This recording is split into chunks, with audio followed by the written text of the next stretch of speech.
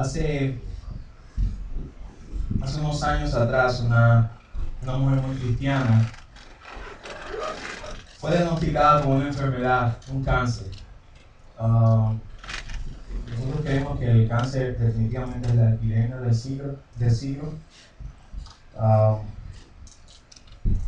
En los 80 lo fue el HIV, o el virus de la inmunodeficiencia adquirido.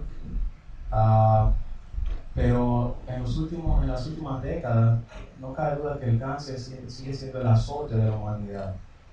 Esta mujer estaba a punto de morir. Estos diagnósticos del cáncer son bien precisos. Cuando a alguien se le ha diagnosticado un cáncer y se dice tiene 6 meses, 1 año, el pronóstico es bastante certero, es bien seguro. Así que esta mujer comenzó a organizarlo todo unos 3 meses antes de morir, inclusive cómo iba a ser su funeral. Buscó a su pastor, esta mujer cristiana, y fueron ubicando, haciendo pago de las cosas que había que pagar, organizándolo todo, dando los depósitos del lugar, quién iba a cantar, quién no quería que se cantara, algo tremendo. Casi siempre el valor que muestra la gente que está seguro de dónde va, a dónde va, puede hacer eso con la muerte. Así que esta señora, como cualquier otro cristiano, con seguridad, organizó todo su funeral. Y organizando su funeral, hay un detalle que llama la atención del pastor. Ella le dice al pastor: pastor, cuando yo muera, yo quiero que me pongan en el ataúd una cuchara. El pastor entendió todo de la organización, quién iba a cantar, los himnos que se iban a cantar, cuáles eran las cosas que a ella le gustaban y las cosas que la gente dice en los funerales. Pero la última parte de la cuchara, él no la entendía. Así que el pastor hizo una pausa y dijo: una cuchara. Ella dijo: sí, una cuchara. El pastor pensó, dijo: bueno, a veces tú tienes un problema serio de comida y entonces quiere que te recuerden así. Era un poquito gordita ella, le gustaba mucho la comida, pero ella resaltó, dijo: no, pastor, no es que yo pienso ir a la eternidad a comer. Lo que pasa es que al final de cada evento, siempre en una de mis reuniones, siempre había un postre.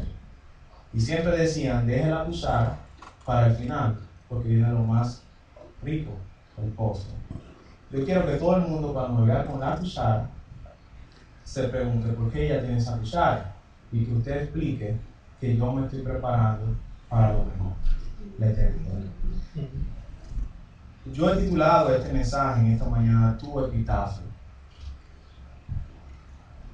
Un epitafio no es más que lo que la gente pide o los familiares de la persona ponen en la lápida de la persona cuando muere, en su tumba, lo que se escribe. Yo quiero que empecemos a pensar en la eternidad en este momento.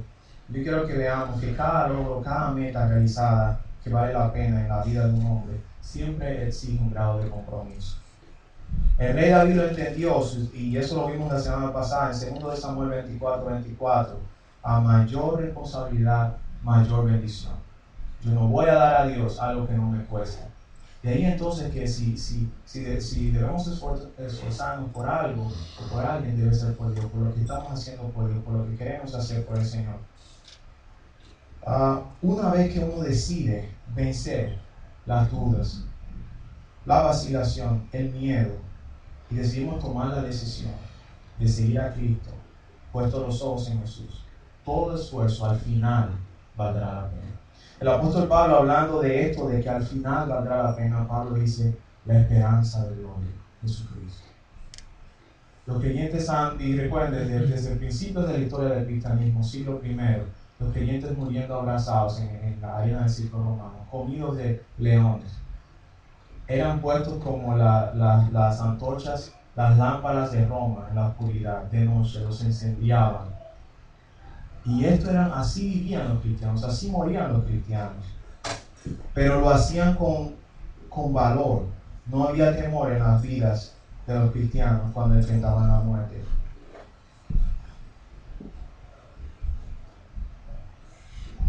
Me encanta el origen de la palabra decisión. Es una palabra latina. De hecho, es una palabra médica. La palabra decisión significa cortar de, o hacer una incisión para separar. Era un término médico que los romanos lo tomaron de los griegos. Y cuando decimos que cuando una persona decide caminar con Cristo, está tomando una separación. No vivir más como todo el mundo vive, no vivir pensando como todo el mundo piensa, ser diferente. Y así que decidir significa cortar. ¿Cortar qué? Cortar con todo lo demás. Separarnos de todo lo demás. Un gran escritor cristiano, Oswald Sanders, decía: en las escrituras con frecuencia se presenta a Dios como si estuviera buscando un hombre de un cierto tipo y no a varios hombres, sino a un solo hombre. No a un grupo, sino a un solo individuo. Y eso hace referencia a 2 de Crónicas 16:9, que dice: los ojos de Jehová andan, dice, rodean la tierra, buscando alrededor a un hombre, dice, a los hombres que tengan un corazón fiel o íntegro para con él. Dios está buscando hombres así. La pregunta es: ¿estás dispuesto a pagar el precio?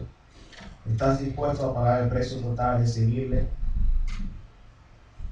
Y aún Dios está dispuesto a usar a esa persona, aún tenga limitaciones.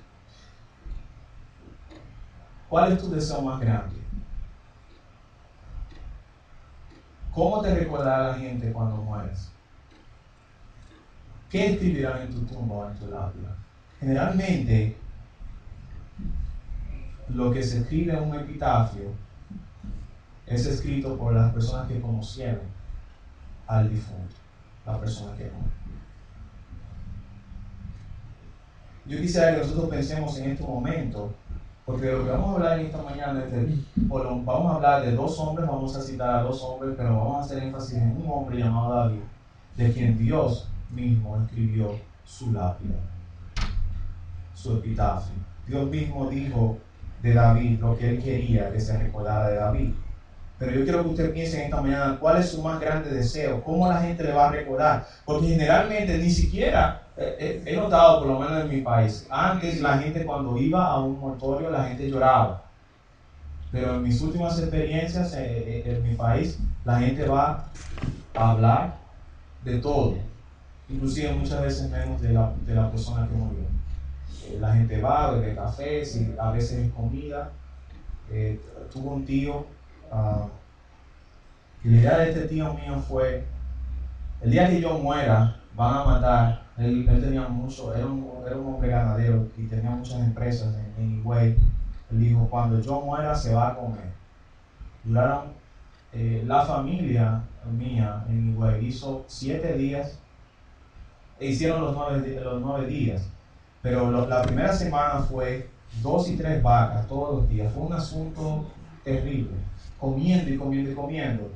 ¿Cómo recordaron? Él quería que se le recordara que cuando él muriera se comiera. ¿Cómo lo recordará usted la gente cuando muera? Pero ni siquiera esta es la pregunta más importante. ¿Qué dirá Dios de ti cuando mueras? Hubo un hombre en Lucas capítulo 12 que Dios, en una noche, cuando habían todos los planes del mundo, cuando este hombre tenía todos los planes por hacer y le había ido bien, había sido un buen año, buenos ingresos, el hombre es rico, el rico insensato, Lucas capítulo 12, todo había ido bien para este hombre, todo había producido y él pensó: ¿qué voy a hacer con tanto dinero? ¿Qué tengo que hacer? Voy a derribar mis almacenes, voy a hacer más negocios y al final entonces voy a decir: Alma, ya tienes lo que necesitas para muchos años, así que come, bebe, regocíjate y disfruta. Pero Dios le dijo esa noche, dice Lucas capítulo 12, eres un necio, eres un tonto. Yo vengo por tu alma en esta noche y ahora lo que tienes, ¿de quién será? Dios calificó la vida de este hombre como la vida de un necio. ¿Cómo Dios lo hace? ¿Cómo Dios lo hará acerca de la tuya? Vamos a orar. Padre Santo, gracias por este tiempo. Bendícenos en esta mañana. Haznos entrar en en tu palabra, haznos entender, que tu Espíritu Santo se apodere de este tiempo y que nosotros podamos entender esta realidad, la realidad de la eternidad, de que un día nos vamos a encontrar contigo. Bendícenos, Señor, en esta mañana. Bendice a cada hermano, que tu Espíritu Santo tome el control de este momento, en el nombre de Jesús. Amén. Decía que casi siempre es alguien quien escribe tu epitafio. Y sería muy triste de que muchos de nosotros pensamos en la realidad de la eternidad y de Dios solo cuando sabemos que nos vamos a morir, especialmente con el problema del cáncer ahora. Te dicen tus días, 2 meses, 3 meses, 4, 5, 6, un año. Si es cáncer de páncreas, son 6 meses. Son 6 meses. En el 95% de los casos, son 6 meses. Así que uno dice, bueno, en esos 6 meses yo voy a ser la mejor persona del mundo, voy a ser el mejor. De hecho, el que es un peleón con la esposa cambia. Esa persona que es un mal padre trata de enmendar. Ese hombre que nunca tomó a Dios en cuenta en su vida comienza a hacerlo. Y si ven, por ejemplo, recuerdan de Luisito Martí, ese gran comediante dominicano. Si ustedes revisan las últimas presentaciones que él tuvo, cuando tenía la oportunidad, él decía que cuando se está cerca de la muerte, todo tiene una todo se ve de forma diferente. Él decía que él pasaba y veía los árboles y él se hacía preguntas como si, él decía que qué bonito era el árbol, que él nunca en su vida se había puesto a pensar lo bonito que eran ciertos árboles y que después se preguntaba si él lo volvería a ver otra vez. La vida cambia. Y hay algo bien interesante. Yo estuve revisando algunas de gente importante, algunos epitafios que se han escrito, por ejemplo, en el siglo V antes de Cristo. Albania sabe que a mí me gustan las películas y todo lo que tiene que ver con lo épico de historias antiguas. Recuerdan el paso de las Termópilas, los espartanos, los 300 espartanos. De hecho, hicieron una movie de eso. Y en el monumento que refleja la muerte de esos 300 hombres, un poeta escribió: caminante, ve a decir a Esparta que hemos muerto aquí por obedecer sus leyes. Eso está escrito ahí, todavía en Grecia. Estos hombres murieron porque no les fue servido mayor número del ejército, y así está escrito. De Shakespeare se dice: no perteneció a ninguna época, sino a todos los tiempos. Un gran científico a los 85 años murió, dice, en su lápida dice: murió aprendiendo. Y me encantó mucho de Benjamin Franklin, que dice, él mismo, generalmente es otro quien lo escribe, pero Benjamin Franklin, él mismo escribió su epitafio. Así que antes de morir, él pidió que se pusiera esto, y me encanta por el contenido que tiene. Él dijo,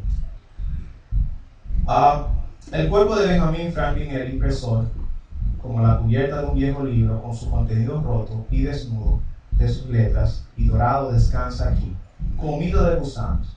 Pero el trabajo no se perderá, porque como lo creó, aparecerá una vez más en una nueva y más perfecta edición, corregida y enmendada por el autor. Y puso autor con letras mayúsculas. ¿Qué está diciendo Benjamin Franklin? Que esa edición de Comida de Gusanos, dañada aparentemente por los gusanos, aparecería nuevamente, enmendada, corregida por quien lo creó, Dios. Tremendo, ¿cierto? Hay otros epitafios aún más realistas. Estuve revisando en un par de cementerios y encontré este que llama mucho mi atención. Dice: recuerda, amigo, cuando pases por aquí, como eres tú ahora, yo una vez fui. Como soy yo ahora, pronto lo serás tú. Prepárate para la muerte. Fuerte, ¿cierto? La próxima vez que vaya a un cementerio, recuerda algo así. Así fui, el que está en el piso, debajo en la tierra, ese cuerpo diciéndole a usted: una vez yo fui como tú y pronto serás como yo. Fuerte. Pero hay 2 epitafios en la Biblia que llaman mucho mi atención. Vamos a Hebreos 11:5. Y estos dos, Hebreos 11:5 y Hebreos 13:22, ambos es Dios quien lo está diciendo de las personas que murieron. Y en este caso, Enoc, la Biblia dice que Dios se lo llevó y ni siquiera dio muerte. Pero esto fue el testimonio que Dios dejó de este hombre. Dice Hebreos 11:5, por la fe no fue traspuesto para no ver muerte. O sea, Dios se lo llevó y no fue hallado porque se lo llevó Dios. Y antes de que fuese llevado por Dios, ¿qué dice? Tuvo testimonio de haber agradado a Dios. Lo más importante en la vida es que cuando te vayas de aquí, dejes el testimonio de que tu vida agradó a Dios. Y esto demanda sacrificio, esto demanda compromiso, esto demanda excelencia en la forma en que vivimos. Y no estamos hablando de perfección. El segundo ejemplo que vamos a ver fue un hombre que cometió muchos errores. El rey David. Recuerdan a David, un hombre que cometió muchos errores. Sin embargo, amó a Dios, agradó a Dios y trató de hacer todas las cosas que pudiera hacer con tal de agradar a Dios. Hechos 13:22. Hablando de David, dice, quitado el rey Saúl le levantó por rey a David, de quien dio también testimonio. Dios dio testimonio, Dios dijo de este hombre, y este es el epitafio de David. He hallado a David, hijo de Isaí, varón conforme a mi corazón, quien hará todo lo que yo quiero. En el verso 36 se dice, porque a la verdad David, habiendo servido a su propia generación, según la voluntad de Dios, durmió, fue reunido con sus padres y vio corrupción. Dios estaba diciendo de este hombre, de David, he hallado un hombre que hará todo lo que yo quiero. Fue un hombre que vivió en su generación. El verso 36 dice, sirvió a Dios en su generación. Yo no sé si tú en tu mente estás pensando en este momento, bueno, el día que yo muera se va a comer mucho. El día que yo muera, hoy la gente, y yo he visto tantas cosas. Hay gente que dice que quieren que le hagan el velatorio sentado en un motor. Han visto esto en Puerto Rico, lo han hecho un par de veces en Puerto Rico, que lo pongan en un motor. La gente pide tantas cosas. Yo les mencionaba hace unos meses el señor Beberé allá en Santo Domingo, que se bebiera mucho ese día y que se le llenara el ataúd de cervezas y ron, Uruguay. La gente tiene muchas ideas, pero en el caso de David y de Enoc, Dios dice claramente, estos dos hombres me agradaron, vivieron sus vidas conforme a mi corazón. Y el verso 36 dice, sirvió a Dios en su generación. Yo no sé si al final de tu vida se pondrá a poner lo que se está diciendo David en el verso 36. Aquí yacen los restos, le di ponga su nombre. El año en que usted nació, porque siempre comienza así, el año y el mes, el día que usted nació y el día que usted murió. 40, 50, 60 años, los años que sean, y que al final se pudiera, no los hombres, no que los hombres lo escriban, sino que Dios escriba de usted, vivió conforme a mi voluntad, me agradó y sirvió a su generación. En el tiempo que le tocó vivir, hizo lo que yo quería que hiciera. ¡Qué descanso! Porque los creyentes, de hecho, se usa un epónimo en la vida cristiana para la muerte. Ni siquiera se le llama muerte, se le llama sueño en la Biblia. Lo ven en el verso 36, dice David que durmió. ¿Cuántos años hacen de David? ¿4, 5 mil años? Aproximadamente. Y la Biblia dice que David durmió, no dice que murió. Y cada vez que la Biblia presenta la muerte de los cristianos, lo presenta como un sueño, porque se les garantiza, Jesús dice que cree en mí, aunque esté muerto, vivirá. Se les garantiza despertar. Pero tienes tú esa esperanza de que cuando un día mueras y cierras tus ojos, vas a despertar. ¿Vas a despertar nuevamente? Hubo un hombre llamado en 1996, este gran hombre de Dios llamado Ravenhill. En su lápida está escrito una de sus frases con la que él predicó por muchos años. Y él decía, son las cosas por las que vive, merecedoras por las que Cristo muera. Son las cosas por las que estás viviendo y dando todas tus fuerzas. Son esas cosas merecedoras de que Cristo muera o muriera por ellas. Una manera de que cada vez que la gente lee esa lápida piensa, estoy yo viviendo por las cosas que valen la pena, estoy yo dando mi vida por las cosas. Hay gente, yo estaba hablando con una persona esta semana, ¿no? Hay alguien que está súper ahogado. Una persona está súper ahogada porque ha hecho muchos compromisos y dice que no sabe cómo se va a hacer. Ha hecho muchos compromisos. Quiere tener muchas cosas en esta vida, y al tener muchas cosas se hacen compromisos económicos que hay que pagar. Pero al final de cuentas, vale la pena que una persona de toda su vida por los trabajos, por una casa, y a veces muere y ni siquiera disfruta esas cosas.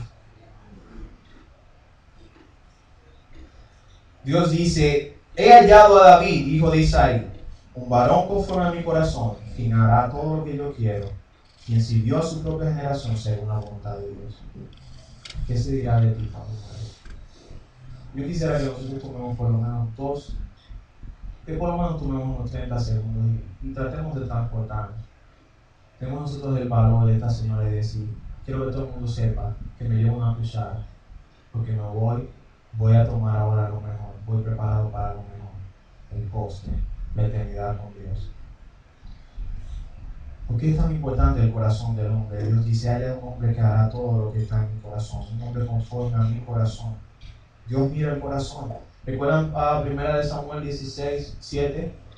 Samuel, que era un hombre de Dios, estaba confundido en la apariencia humana y decía: oh, estos son hombres fuertes y que pueden ir a la guerra. Dios dice: oh, un momento, Samuel, estás equivocado.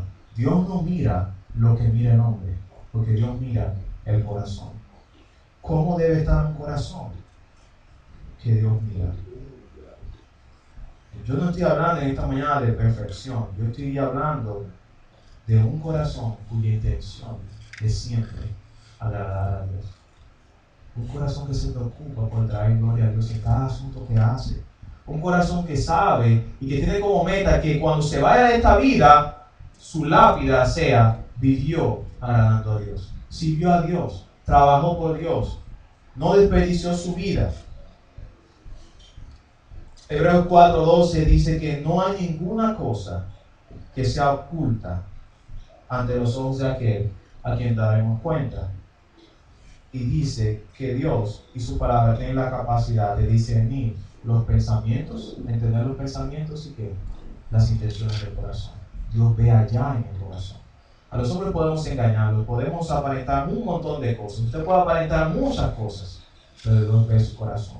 Y Dios está interesado en el corazón.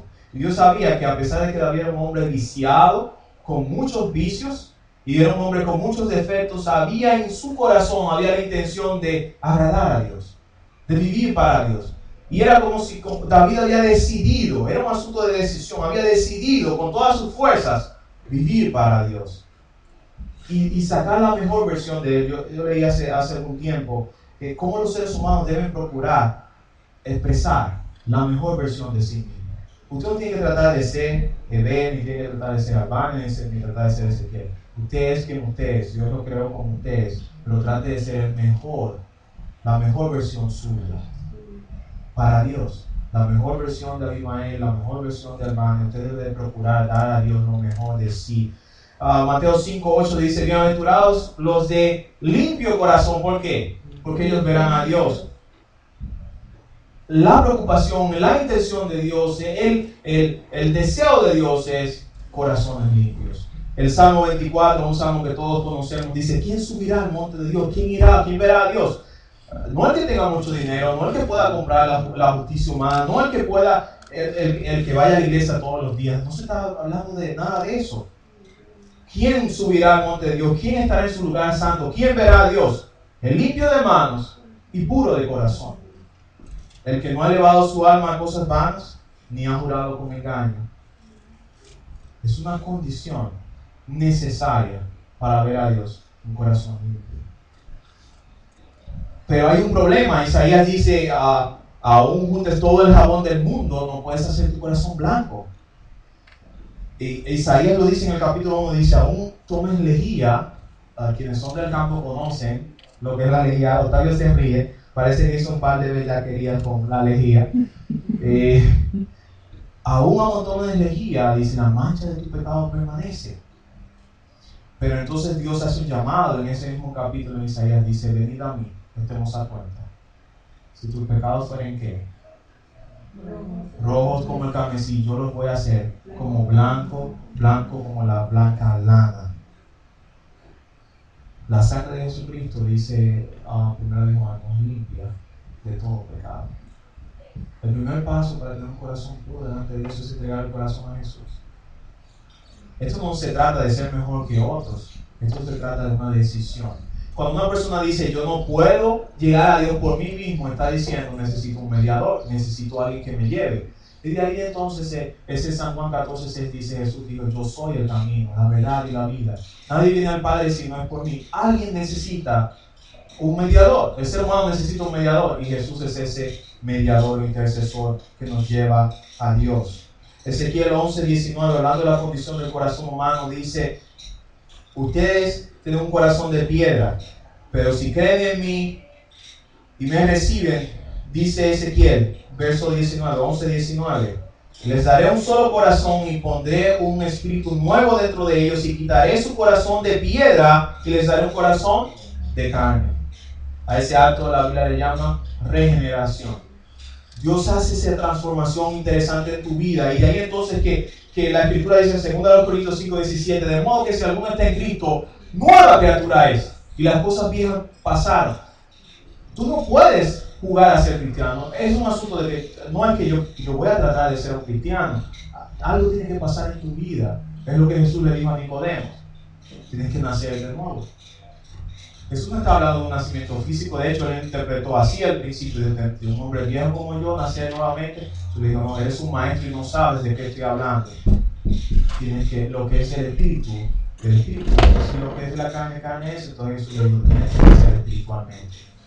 Algo tiene que pasar en tu vida. ¿Y qué es? Dios tiene que cambiar, remover ese corazón de piedra que hay en nosotros, que no le interesan las cosas de Dios, que está interesado solamente en lo que ve, en el materialismo, que solamente quiere dinero, que solamente quiere fama y todo lo que los hombres anhelan. Y Dios tiene que poner sus deseos en nosotros. Y eso la Biblia le llama regeneración, nuevo nacimiento. David sentía el deseo de agradar a Dios en su vida y en su corazón. Y la pregunta para nosotros es, cuando Dios dice, ha hallado a David, un hombre conforme a mi corazón, quien hará todo lo que yo quiero. ¿Es ese el deseo de nuestro corazón? ¿Por qué Dios mira el corazón? Proverbios 4:23 yo creo que perfectamente responde esta pregunta, porque Dios mira nuestro corazón. Sobre toda cosa guardada, decía Salomón, guarda ¿qué? Tu corazón. ¿Por qué? Porque de él mana la vida. La vida espiritual del hombre no depende de las cosas externas, de las cosas que se ven. Todo ser humano tiene un alma. Y de ahí entonces que cuando nos estamos acercando a la muerte y vamos a sentir esa separación, ¿qué es la muerte? Separación. Yo en la profesión que he tenido como médico, todo el que trabaja con personas que mueren y se enferman, los policías como Félix, que llegan segundos y están con la persona cuando va a morir, saben de lo que yo estoy hablando. La separación produce dolor. Las personas cuando están muriendo dicen, cuando tienen la oportunidad de hablar, hablan de esas cosas, dicen cosas. Solamente pasa ahí, sería bueno ir a un sitio, a uno de esos centros de personas terminales, un hospice, donde las personas están muriendo, y pasar tiempo con estas personas que están agonizando y escuchar lo que ellos dicen. Se han escrito libros de esto, pero la gente no tiene interés en eso, porque la gente se interesa por lo que puede ver ahora y lo físico. Yo estoy vivo, me importa lo que pase de lo demás, yo ahora estoy vivo, no sé de otra cosa. Pero estar con esa gente y notarán los consejos que da esa gente. Si te sientas con esa gente, te va a decir, ¿sabes qué? No des tu vida por una casa si vas a pelear a tus hijos. Nunca dejes a Dios para último recurso en tu vida, porque cuando estás llegando a la hora, es lo que más importa, lo que hiciste con Él. Y escuchar a la gente cuando está muriendo, y lo que ven, y lo que dicen. Hay gente que cuando muere, uno lo escucha y vienen detrás de mí. O yo estoy cantando en un coro, veo a los ángeles. Uno escucha esas cosas. Solo hay que estar cerca de esa gente. Una de las cosas interesantes es cuando uno tenga la oportunidad de ir a sepultar a algún familiar o amigo, dar una vuelta. Yo generalmente hago eso, doy una vuelta por los demás sepulcros y comienzo a leer Y trato de pensar, este era uno que tenía sueños. Y calculo los años, 20, 30 años vivió. ¿Cuántos sueños frustrados? ¿Cuántas intenciones quedadas? Y yo estoy vivo, tengo la oportunidad de hacer algo con mi vida para Dios. Un tipo de reflexión, hay que pensar más en la eternidad. Jesús hablando con los fariseos en Marcos capítulo 7, habló de la importancia del corazón. Esta gente se preocupaba mucho por lo externo, en este momento estaban acusando a los discípulos porque no se habían lavado las manos para comer. Y Jesús le dijo, hipócritas, bien profetizó de vosotros, Marcos 7:6, Isaías, este pueblo de labios me honra, mas su corazón ¿cómo está? Lejos de mí. Pues en vano me honran enseñando como doctrinas mandamientos de hombres. Jesús, que la Biblia dice que conoce los corazones, les llamó hipócritas. Porque su religión era solamente externa. Su práctica de vida era solamente exterior. No había nada aquí en el corazón. Que dice, pero su corazón está lejos de mí. ¿Por qué es tan importante el corazón? Jesús lo contestó en el verso 21 de ese mismo pasaje. Dice, porque de dentro del corazón de los hombres salen los malos pensamientos, los adulterios, las fornicaciones, los homicidios, los hurtos, las avaricias, las maldades, el engaño, la lascivia, la envidia, la maledicencia, la soberbia, la insensatez. Todas estas maldades de dentro salen y contaminan al hombre. ¿Qué Dios necesita salvar del hombre? ¿Qué es lo que Dios quiere salvar del corazón? Porque el corazón es el origen, o el alma es el origen del pecado. Hubo un grupo de personas que iba a la iglesia todos los domingos. Proféticamente en Mateo capítulo 7, el Señor Jesús habla de ellos. Estos iban a la iglesia todos los domingos. Estas personas tenían una forma de religión externa, se veían muy bien, aparentaban ser buenas personas, pero hubo un problema. Su corazón no estaba con Dios, su corazón no había sido dedicado a Dios. Y mire lo que dice el verso 21, no todo el que me dice Señor, Señor entrará en el reino de los cielos, sino el que hace la voluntad de mi Padre que está en los cielos. Muchos me dirán en aquel día, Señor, Señor, ¿no profetizamos en tu nombre? Y en tu nombre echamos fuera demonios y en tu nombre hicimos muchos milagros. Y entonces les diré, nunca os conocí, apartados de mí, hacedores de maldad. He encontrado a David un hombre que hará todo lo que yo quiero. Estos iban a la iglesia y Dios le dice, ustedes son hacedores de maldad. Nunca los conocí a ustedes, nunca los conocí.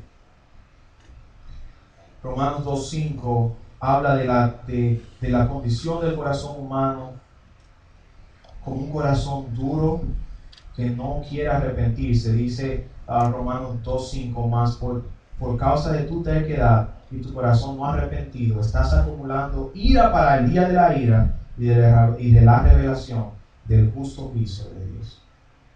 Cuando no decidimos dar el corazón a Dios y nos empecinamos en seguir nuestro propio camino, como dice Proverbios, hay caminos que para el hombre parecen derechos, pero su fin es camino de muerte. Así que Dios está diciendo, si persistes en vivir la forma en que estás viviendo alejado de mí, lo único que acumula para ti es ira para el día de la ira. Habrá un juicio, dice el justo juicio de Dios. Y Marcos 8:36, el pasaje que está después de Marcos 7, en el mismo contexto donde Jesús le está diciendo a esta gente, es el corazón lo más importante. No es que te laves las manos, no es que te vistas como una persona pura, no es que parezcas una buena persona, es que tu corazón lo esté, es que tu corazón esté limpio.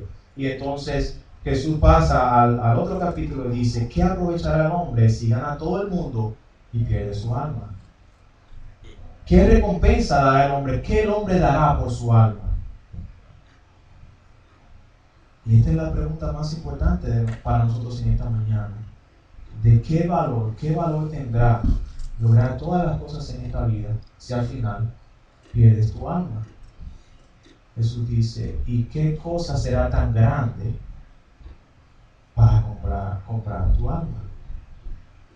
¿Qué será por lo que vendas tu alma?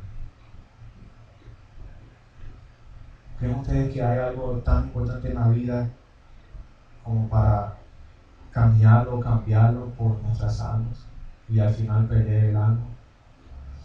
Quizás no lo vemos de esa manera, pero a veces lo hacemos así. A veces damos el alma, la vida por un trabajo, por dinero, por posesiones, por vicios, y la lista sigue. ¿Cómo es el corazón que Dios busca? Hemos dicho algunas de esas cosas. Salmo 66, 18 dice: si en mi corazón hubiese yo mirado a la iniquidad, si en mi corazón hubiese yo atesorado pecado y practicado el pecado y lo hubiese dejado en mi corazón, el Señor, Dios, no me hubiese escuchado. Dios está buscando un corazón arrepentido. Mateo 5:8 vimos que Dios dice: bienaventurados los de limpio corazón, doblemente felices, dichosos los de limpio corazón, porque ellos verán a Dios. Un corazón regenerado. Dios está buscando un corazón que obedece su palabra. En Salmo 119, verso 11, que dice: en mi corazón he guardado tus dichos, tu palabra. ¿Para qué? Para no pecar contra ti. Cuando Dios está diciendo al final de la vida de David, un hombre conforme a mi corazón, estaba diciendo esto. David tenía un corazón que se arrepentía. David tenía un corazón que había sido regenerado por Dios. Un corazón que obedecía su palabra. El Salmo 42, 1 y 2, que nuestra hermana Diana, maestra, nos ha estado enseñando, un corazón que desea crecer espiritualmente, como el ciervo, como el venado desea las aguas, así también mi alma desea a Dios. El Salmo 42, un corazón que desea crecer espiritualmente. Hebreos 2, 1 a 4, un corazón que renuncia a la pereza espiritual. ¿Recuerdan ese pasaje que dice: es necesario que con más atención atendamos a las cosas espirituales, no sea que nos deslicemos? Dios está buscando corazones que renuncien a la pereza espiritual. Dios desea corazones que se preocupen por su crecimiento espiritual, que se preocupen por su situación espiritual. Dios desea un corazones de gente que ore. 1 Tesalonicenses 5:17. Finalmente, Juan 4:24, Dios es espíritu, y los que le adoren en espíritu y en verdad es necesario que adoren. Dios quiere un corazón que adore. Yo quiero terminar este mensaje con esta expresión: se busca un hombre o una mujer de lo que carecemos y con urgencia necesitamos, por lo cual sangramos y sangramos. Debe ser un hombre o una mujer de una casa piadosa. Hombres o mujeres honestos en posiciones altas. Hombres de un solo propósito y sin máscaras. Hombres cuyos pensamientos nobles superen pensamientos de egoísmo, de poder o de ganancias deshonestas. Hombres y mujeres cuyos ejes no rechinen. Hombres y mujeres que no estén siempre preocupándose primero de sus propios asuntos y cegando los ojos de sus almas a sus valores más altos. Hombres y mujeres de amplia y rápida visión. Hombres y mujeres de rápida y piadosa decisión. Hombres y mujeres que no se disminuyen ante las mofas. Hombres y mujeres que amen a Dios. Hombres con alas en sus almas para llegar a Dios. Vamos a orar. Padre Santo que estás en los cielos, gracias por este tiempo. Haznos conscientes de la eternidad. ¿A dónde vamos? Estamos seguros de a dónde vamos. Tenemos nuestro pasaje comprado para la eternidad. Hemos recibido a Cristo como nuestro Salvador. Estamos viviendo la vida que tú deseas que vivamos. Está nuestro corazón limpio delante de ti. Podemos presentar nuestros corazones limpios delante de ti. Padre Santo, habla a cada corazón. Quiero que mientras estamos orando ahí, si la palabra de Dios ha hablado a su corazón,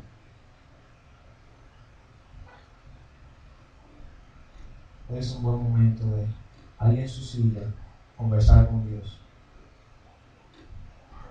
Quizás usted no ha estado viviendo conforme a su voluntad, a la voluntad de Dios.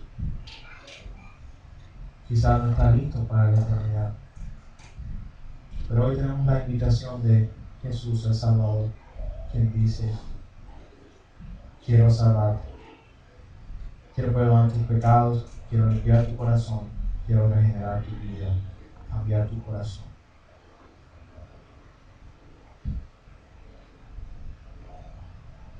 Dígale al Señor ahí en su silla que perdone sus pecados, que limpie su corazón, que le permita aprovechar sus años, los años que le quedan en esta vida para Él. Que al final de su vida te quiere como David y como Enoc, ser despedido con Dios, como una persona que vivió su vida y agradó a Dios.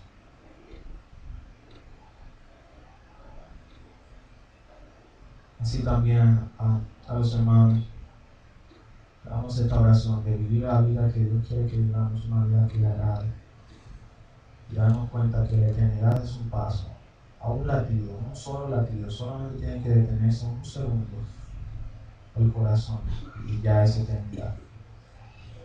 Padre Santo, gracias por este tiempo. Tu palabra haya sido de bendición a nuestras vidas, haciendo de Jesús para nosotros. Amén.